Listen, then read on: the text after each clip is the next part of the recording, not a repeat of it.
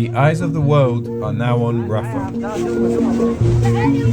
These satellite images reveal how 1.5 million Palestinians in Gaza have been forced into the small southern city of Rafah, with a population before 7th of October of just 250,000. These fields, which were previously used for farming, are now packed with tents for displaced Gazans. And now, the Israeli Prime Minister is going against the advice of his closest ally, the US, by ordering a total evacuation of Rafah. Those who say that under no circumstances should we enter Rafah are basically saying, lose the war, keep Hamas there.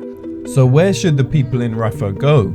Quoted in Haaretz, the IDF are now telling all of Gaza to go to the only remaining safe zone, the nearby coastal district of Al-Mawasi. At 6 miles or 16 kilometers squared, Al-Mawasi is about the same size as Ben Gurion Airport in Tel Aviv. Just imagine 2.3 million people trying to get into an airport. When Israel's ground troops invaded northern Gaza, Gaza's residents were told to move south, otherwise they would be considered enemy combatants and therefore legitimate targets. For your immediate safety, we urge all residents of northern Gaza and Gaza City to temporarily relocate south. Move south.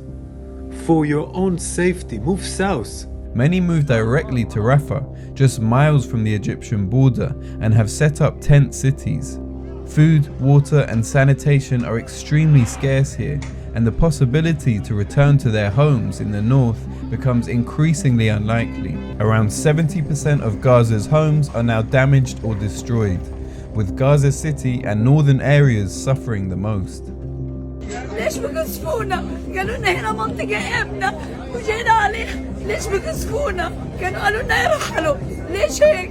Crammed into smaller and smaller safe zones, with nowhere else to go, the displaced in Rafah, who account for about 65% of Gaza's total population, are now sitting ducks for airstrikes. An Amnesty investigation on 4 recent strikes said entire families were wiped out as they sought refuge.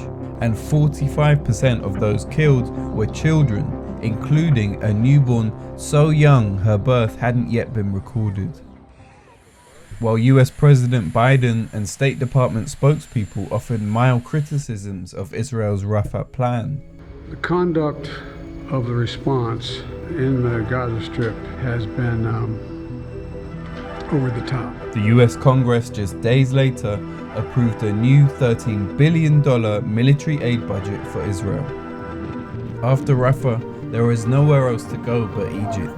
And as leaked Israeli documents have already confirmed, Israel's grand plan is to drive Palestinians out of Gaza entirely to refugee camps in the Sinai desert.